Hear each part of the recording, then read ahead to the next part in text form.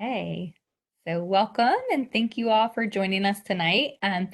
Several of you have been on and you've heard me say this, but I'm Catherine Dunn from the Nurtured Nest. We are parent and caregiver education. Typically, we're an in-person format.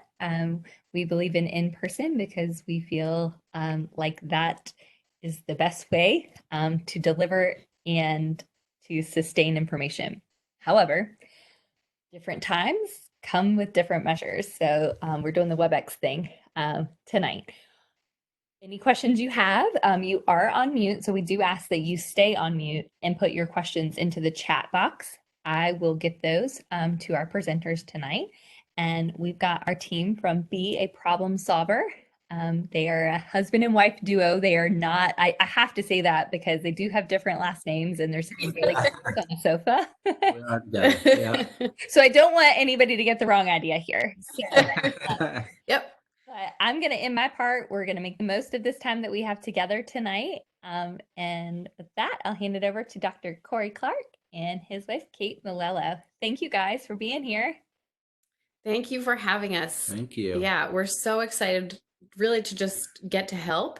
We've been looking for ways to help and asking people what is helpful. So this is awesome. Thank you guys for being here on your, what day of the week is it? Wednesday. I know now that we're inside, we don't know what day. Together, yeah. So like Catherine said, I'm Kate Melillo. I'm Cory Clark. And we own Be a Problem Solver Services. A little bit about us. I am actually by trade a speech pathologist, and I focus on pragmatic language, social skill building, parent coaching and education and transitions and soft skills. But a lot of that work with parent coaching kind of bleeds over into what Cory does as a mental health counselor. And so that's how we got our company of Be a Problem Solver Services, where we do online parent coaching in sort of a collaborative, solution-focused way. And then Cory, tell you about himself. Yeah, so I have a Ph.D. in counseling, and I'm a licensed clinical mental health counselor, and also a board certified telemental health therapist. So I do counseling in person and online. I also do parent coaching. And so my focus for most of my career has been on children and teenagers and family dynamics, so parents as well. And so I've been working with people specializing in anxiety for quite some time now, as well as trauma. So I consider myself a trauma-informed and trauma-focused clinician. So working with people, dealing with adverse and difficult life experiences. And I would say right now, that's all of us going through some adverse life experiences. And I've been focusing on that for quite a bit, and both in person and online. Okay. So we just wanted to start off by telling you a quick story. So in 2009, Cory and I moved to Manama, Bahrain in the Middle East. If you don't know where that is, it's a really, really small island attached to Saudi Arabia by like this 19-mile bridge. The Vegas of the Middle East. Yeah, they call it the Vegas of the Middle East because it's like slightly more progressive than other Middle Eastern countries. But at that time, that was when the H1N1 outbreak happened. And even though it didn't hit the US as hard, Bahrain is so small that the king of Bahrain decided that everything needed to be closed because a similar situation as we're having here now, the hospitals wouldn't be able to handle all of the people that got sick if that happened there because there's such a small island. Well, it's about similar to what's going on in San Francisco now. People are essentially shelter in place in borders. Yes. Yeah. And so we went there on contract to teach, and then we basically lost our jobs. So we flew across the world to a Middle Eastern country by ourselves. And then we stayed there for 2 months with no job because of H1N1. So a couple of takeaways, we're going to talk about these a little later on in terms of strategies, but it really taught us how to be flexible and how to make hard decisions quickly, this is something that everybody's facing right now. And we're throwing that out there because we know that there's a lot of the feeling of guilt, or even I feel ashamed because, now I'm supposed to go be my child's teacher and I'm not doing a good job at that. And I'm supposed to do work and I'm not doing a good job of that. So you kind of have to make some hard decisions fast, like what the priorities are at home. And it's important not to feel like you have to do that alone, in terms of communicating with your partner or with anyone, that family that you live with or family support system around you. You have to learn to communicate and lean on each other about these decisions that you're, making, and really kind of avoid feeling like you're failing or not doing something right, or, we've got to give ourselves some grace that we'll talk about, because this is unprecedented, in terms of this feeling you're having, these thoughts that you're confronted with in the United States for most of us, I'd say. All right. All right. So anxiety, let's talk about anxiety. Anxiety and pandemics, anxiety and crises, anxiety and what we're experiencing now really go hand in hand, because in terms of how I explain anxiety with kids, I'll say it's essentially that feeling you get in your body that something bad is going to happen or is happening to you. And I feel like a lot of us, or most of us, or all of us even maybe, are experiencing that feeling of something's happening, Or a right? sense of overwhelm. Yeah, Yeah. and all the feelings around that. And I think it's important to remember that anxiety in and of itself is natural. It is partly a survival instinct to tell us to get out of the way when something's coming right for us. The cavemen it told them to get out of the way when a tiger's approaching them, right? It's okay, move. It gives our body in motion, or, in most of the cases. It can be rational and irrational, and or irrational. So getting in a plane, that's a rational fear. It's a building thrown on its side, thrown across 35,000 feet in the air. That's a rational fear to feel like, what am I doing up here? It's irrational, gets to be irrational if, let's say, you hear the word plane and you have a phobia of that. So it can go either way, and it's fluid. It's difficult to manage, partially because it's heavy. It feels heavy in your body. It affects, your whole body. You feel in your stomach, in your head, in your palms, everywhere. I like to describe it for me as cloudy. And I think it's helpful for everybody to kind of like identify how the anxiety feels to them. Mm-hmm. Because that's sort of the first step, because you might not know you might know you feel anxious, but like identifying how that feels for you is important in terms of combating it. Right, and making it predictable, and being able to use your strategies when it comes up. So I know my anxiety triggers. I feel it very much in my stomach. I get dizzy. I have like light head. Those are mine. And so when they feel them come on, I know I need to ground myself. And grounding is essentially anything that brings you and your body to the present moment. It's getting yourself out of your head and noticing what's in front of your face, right? And using your senses to do that. So, crash course in mindfulness here. I like to pick my favorite sense that I can tap into quickly. So, sight, touch, hearing, smell, and taste, right? A lot of people, it's sight or hearing, but I actually find that tactile is my go-to sense. And so when I find myself getting the anxious feelings, right, I tell myself, and I spend a minute noticing everything I feel in my body, the way my feet feel on the ground, the way my pants feel when I'm wearing, how my back feels sitting on this couch right now, all the way up my body until I'm noticing hair, how, like noticing how your hair feels, right? Bring intentional awareness on that, because it brings you to the present moment. And that's what we have. We have the present moment. And it's easy right now to get lost in feelings of next month, next week. What are we going to do? What's going to happen? What's the next thing? And, we have to ground ourselves through people, places, things, to the present moment. Some people may feel grounding to you being around them. Some things, certain objects, my wedding ring, sometimes I use to ground myself, noticing all the details of it. So find your things that ground you, is important right now. And I just wanted to throw out the reason that we kind of we're focusing on these sort of like more internal mindfulness strategies here is because we have seen a lot. There's some helpful social media out there. There's some helpful tip guides out there that are talking about like things to do. Like, you're stuck at home, so here's things to do. And those are all the sort of externals. But the reality is, for your mental health, you're going to have to start sort of recognizing those internal triggers so that you can kind of combat them, just as Cory has described. So I just wanted to throw that out because this presentation is kind of more of those internal things and less of those like external, like, put your kids to bed early kind of strategy, which is an external thing. Right. So I did want to just talk. We don't ever like to give a presentation without some sort of research background. And so there's not a ton, obviously, because global pandemics haven't happened in modern history since we had really good research articles. But there was this one from 2006, which was a result of the SARS epidemic, and it was a study done in Hong Kong.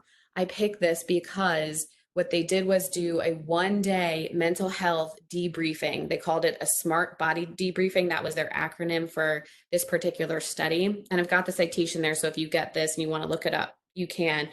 But just quickly, they focused on both on mind, body, and spirit. So like I said, we're really focusing on your internal mental health here.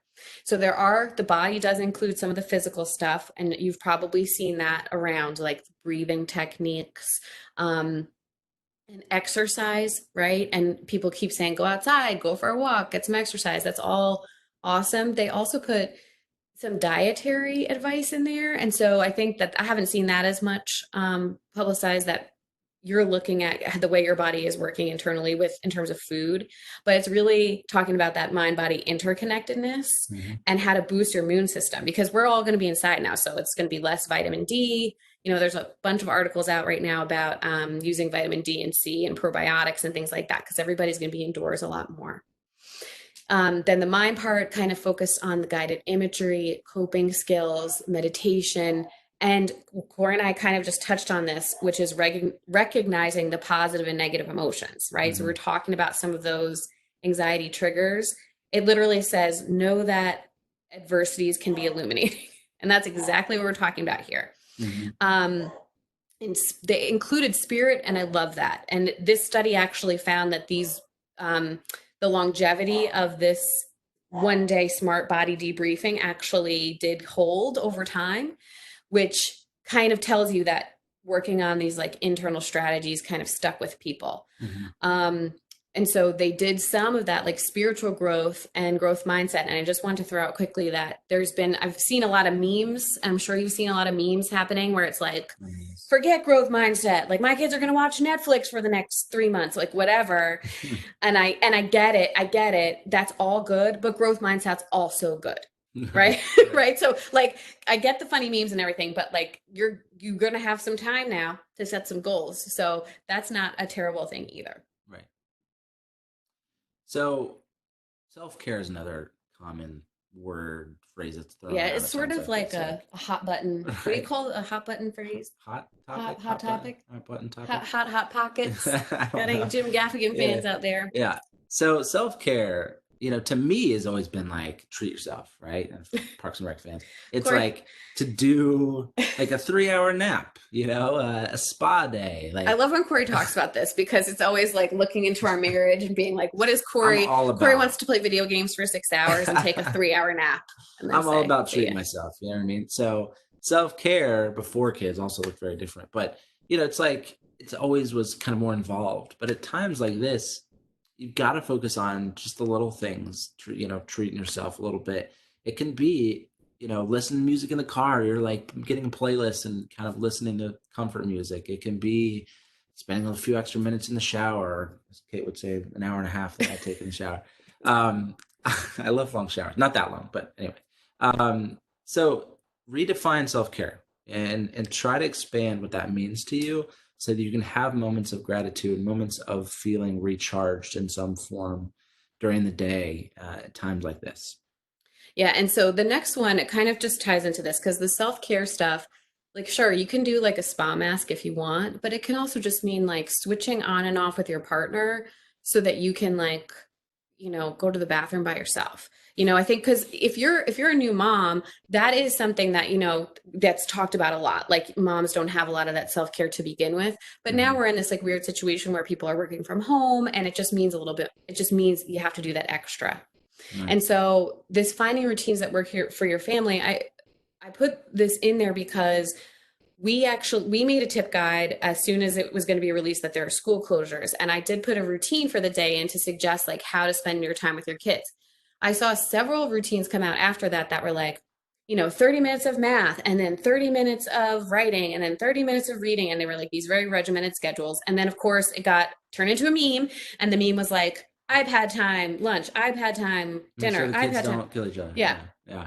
So the point here is that there isn't actually a happy medium, but it has to be something that you come up with for your family. Right. So some kids actually in this situation, they might need more iPad time, which Cory and I hate to say because we actually do a lot of group coaching about not using as much iPad time. But this is obviously a situation where we're just trying to survive. Right. And then you need to let go of that guilt and that expectation that there was going to be some sort of like, you were going to become the best homeschool teacher in the universe as a result of this thing. Right.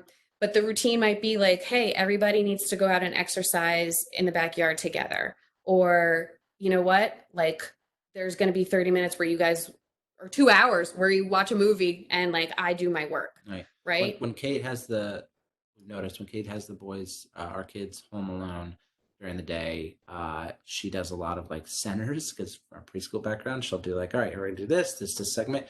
When I've got them, I'm not as organized. It just doesn't work for me.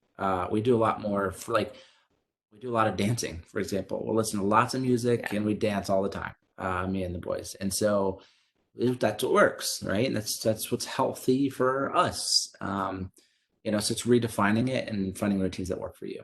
And I think that kind of bleeds into this next one, which is that flexibility and changing your expectations. And I was saying this to Cory before the presentation. I had a counselor a long time ago. She always would say two things. One, Cory mentioned before, which is, we're taking it, you have to ground yourself and try not to look and say, is this going to be a month? Is this going to be 6 months? Is this a year? You have to ground yourself back, and you might need to live week by week or day by day. Or the counselor once told me is minute by minute. Like when I was going through a really rough time, I was like, not a joke, looking at the clock being like, can I just get through the next minute? And then the next minute, and then the next minute. And then you kind of like work it up. Now, if you're having severe anxiety, that strategy might work for you. That was personally a good one for me. The other thing she said was she always would be like, can't you just kind of lower your expectations? She didn't mean lower as in like lower your standards. She more meant it. That's how I ended up with Cory. She more meant it as whatever that picture was in your head, there are other pictures that you can have, right? They're not better and they're not worse. They just are a change of your expectation. We talk about that a lot in our parent coaching because that is something that parents come in with. And I know you guys listening, like you probably are like, but this is what I wanted it to be. I get that so much. I thought it would look like this, but now we're in this weird situation. So we have to be like pulling it back and changing what we thought it would look like and giving ourselves a little grace there. Yeah. And we've talked about the resiliency. I mean, we've been through a lot as people, as human beings. Like on this earth. You all have. We as people, not we in the world, in the earth. We'll get through this, right? And we are resilient at times like this. In crisis and in outbreaks and things like this, we will. But we have to slow things down and take things each day. And like I said, slow it down and minute by minute if we have to. And in these moments, I love reading the book, I forget his name, Brackett's book, Mark Brackett. Mark Brackett. You Permission to Feel. Permission to Feel. It's a great book. I love that phrase because we have to redefine, like, you say, how are you? And people are like, good. Good's not a feeling, right? Be open to actually calling out how you feel and being real in times like this, because when you're feeling overwhelmed, that's okay. That's natural. If you're feeling down, if you're feeling helpless, these difficult feelings, don't feel like you have to do that in isolation, especially if you have a partner in your house that you can talk to about this stuff, and kids, right? So we want our kids to be emotional. We want our kids to feel okay with emotions, to feel okay to say, Mom, I'm sad, right? We want that. If we want our kids to do that, we need to be able to talk about how we feel as parents, as caregivers. I talk to my 3-year-old. I talk to my 1-year-old about how I feel. I talk to them about my day. I talk about, like, the other day I told my 3-year-old how my knee was hurting because I ran a little bit longer on my treadmill. And he's like, "What?" Like he didn't really He doesn't process it. care. He doesn't care. But what he did listen to was the fact that his dad was rambling on about his day. So when I asked him about his day, he likes to talk about it, right? If I ask him how, whatever. So anyway, connect. This is a long way of saying connect when you feel like you need, some human connection, and connect on your feelings, because we need that as people. Yeah. And that's just, and I know we're going like a little long, so we're gonna try to hurry up here, but we kind of phrase it like you just grab this as a chance to practice communication with your partner, like, and I know there's a lot of things flying around like, yeah, you could finish that, you could finish the house project. Yeah, you could do that too. But you could also like work on your communication skills and say like, hey, I feel a little bit scared about this. Like, you know, um, open up that conversation. And like I said at the beginning, you have to make a lot of decisions right now that are just different than the kinds of decisions you were making before. Before you were still making decisions, but they were kind of in the routine of your typical life. And now they're in this kind of typical life. So you're going to have to be really open about communicating on those. Mm-hmm. Okay. Last few here. We did mention this before, but there's a lot of research to show that practicing gratitude for other people and things that the resources that you have, your family, like all of these other things. Like I don't know how old I was when Oprah was on TV.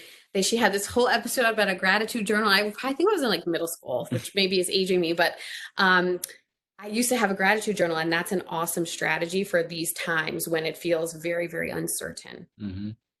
Yeah, we ask our kids, "What are you thankful for?" Yeah, at the end every of the day. day. Yeah, and so try to be intentional about how you spend your time each day, and take each day one day at a time. Um, and obviously we've talked a lot about internal strategies, but I think it's really important to recognize what you can do, the resources you have to get out to exercise, to get some fresh air if you need. And I know that may be difficult for those of you who live in like an apartment building or in a city, but even opening the windows, getting fresh air, all of this is important for you to cope day to day through this difficult time.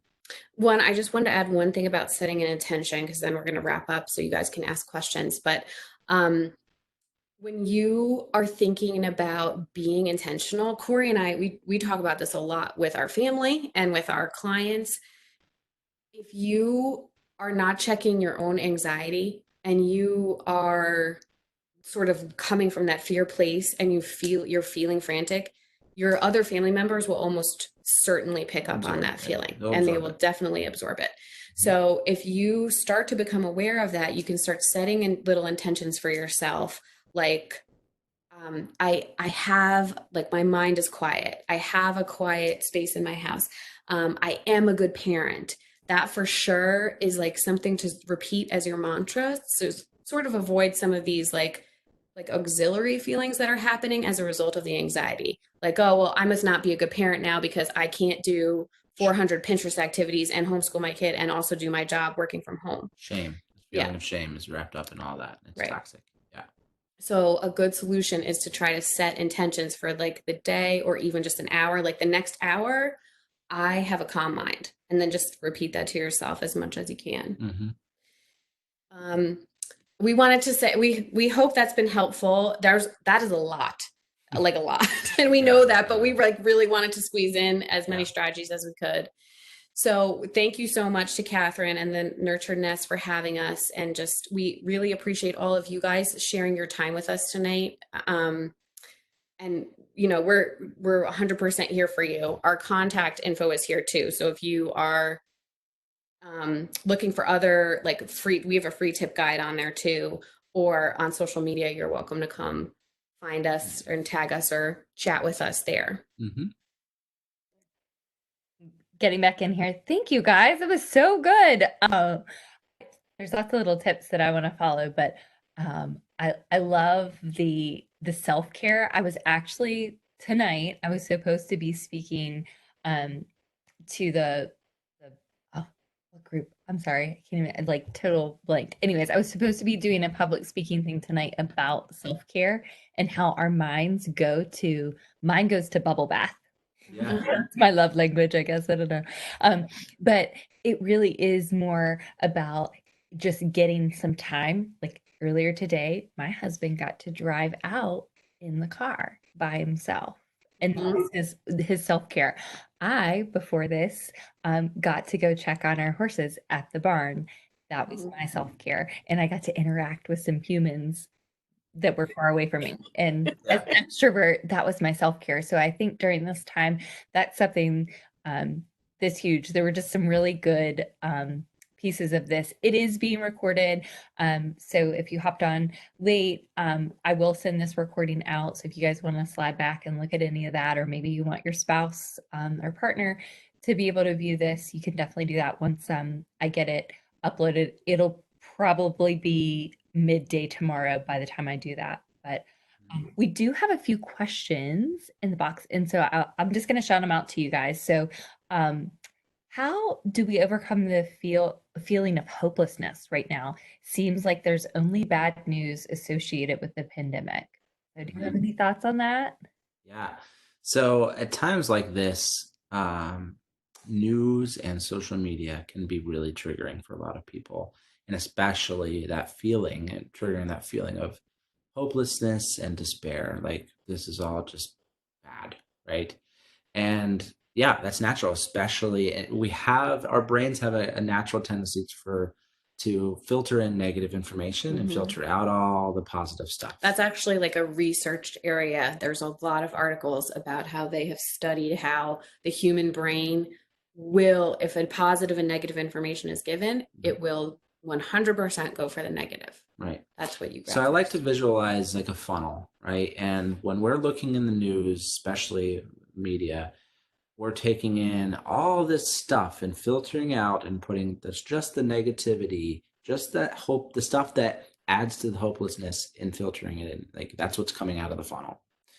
And so we have to expand that circle and finding things that help you expand that. For me, I have my go-to websites where I can look at, like I'm data-driven mind, so I have to look at the data points that are actually positive data points for me. I look at the recovering cases in the world, in China, and all that. So that's what I do for the actual virus. But then I also have my positive things that I bring that help me in terms of people that I talk to help remind me of things that are good, good about me, good about my life, good about gratitude comes to mind. And then altruism is another thing that helps us through hopelessness. When A helps B, A feels better. So and B gets the secondary effects. So being able to help people in whatever form, that could be in your own house, right?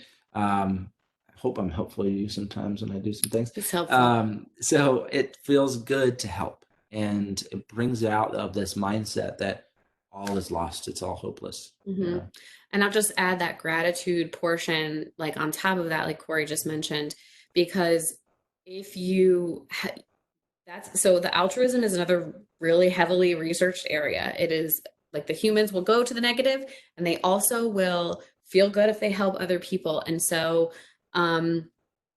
once you're doing that, it gives you a lot of perspective on gratitude and how you have how your altruistic sort of like whatever you're doing, you're helping people at home. Maybe you're doing like collecting some canned goods right now. Maybe you're like maybe you're even like beautifying your neighborhood because you can be outside and do that. But those give you some extra things to sort of be grateful for because they give you those opportunities. And that those are things that we typically take for granted during the regular sort of like flow of life. Right. Yeah. And they get bypassed.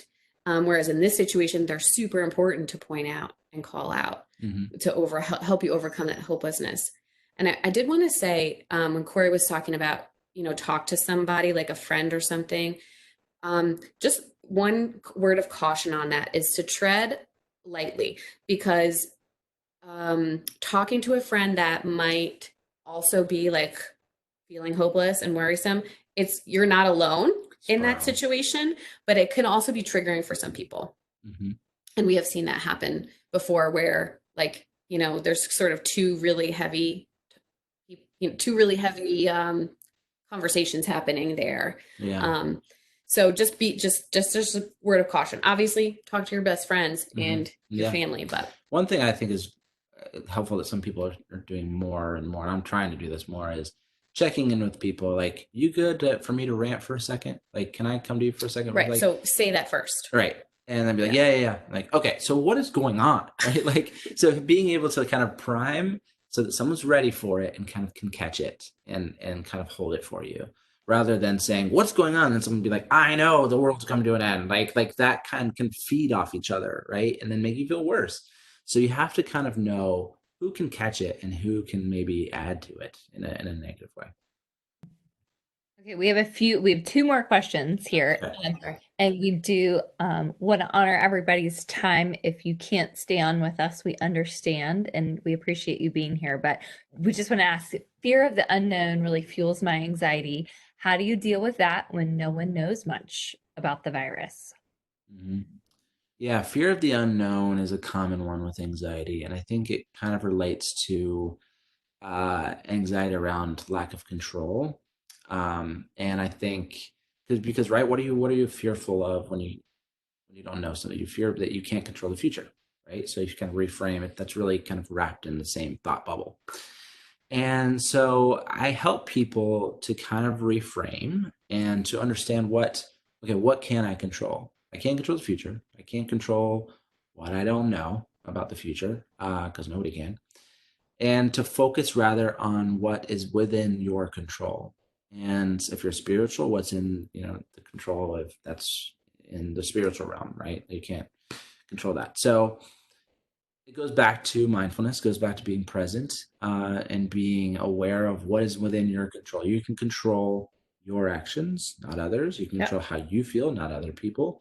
Um, that's simple, really, but it's kind of we have a hard time as people to do that, right? Fear the unknown. I think a lot of us is I'll add to that and tell you how I'm coping with that. With fear of the unknown, I've turned it into a helper. So through this business, the Nurtured Nest is still a fairly new business. We are in-person education and we are banned from meeting in person. And so what did I do? I had a lot of anxiety last week and then was able to turn it into something like this.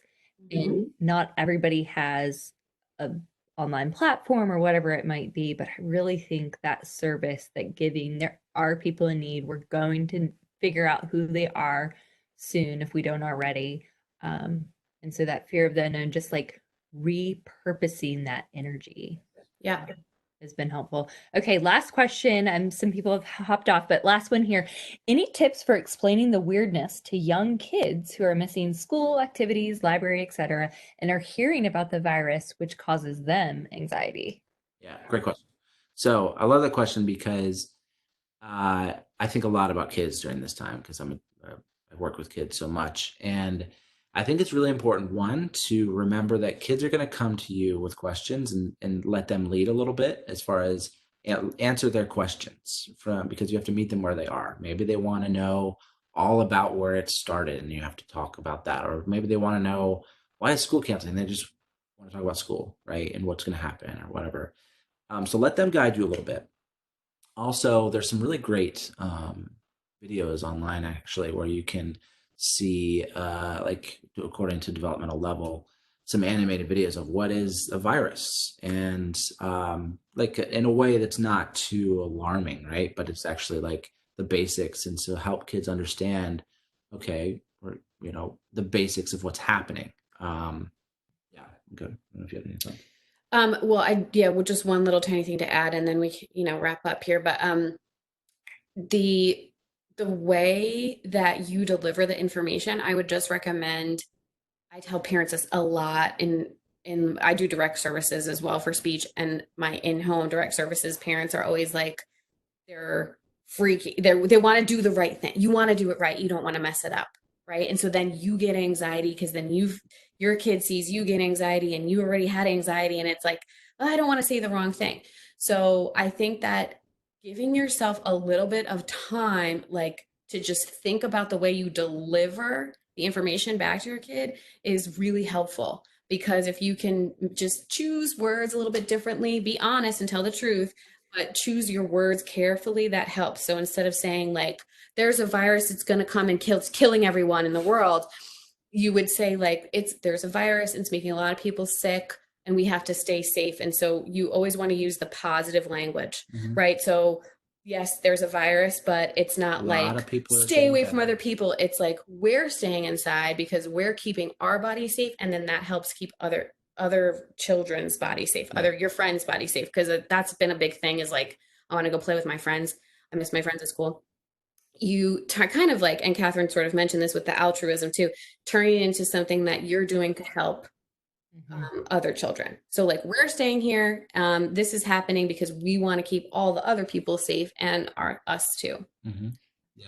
Yeah. And highlighting that, yeah, some people are getting sick, but they get sick for a while, and then very much most of them are getting better, right? And so like kind of highlighting that people get sick, but not everyone dies from it. Like You really don't have going to back. say not everyone dies. No, not saying that.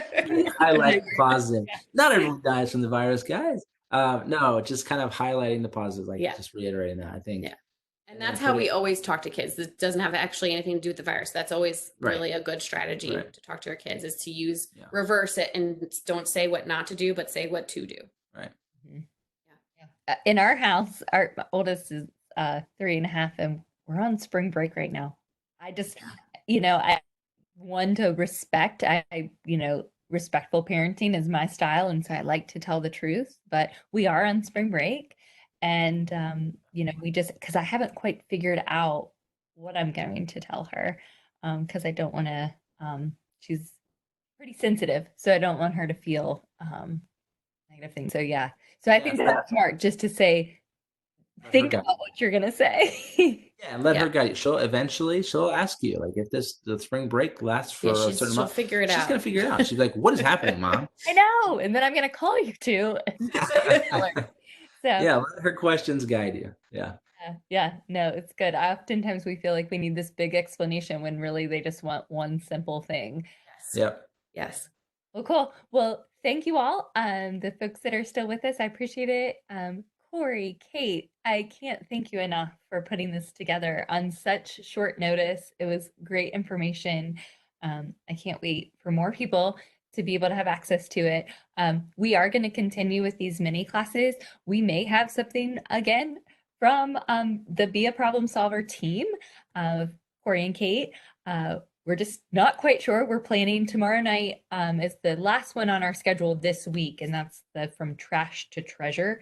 So using stuff that's in your house to make sensory activities for your kids, even if it's kind of geared toddler all the way through elementary school. So we hope that you'll join us, and keep an eye on our social media for what we're going to do next, because we're over here flying by the seat of our pants. So again, thank you. And leave that information up there for a few minutes as people are signing off here. Have a good night, everybody. Thank you so much for having us. Thank you.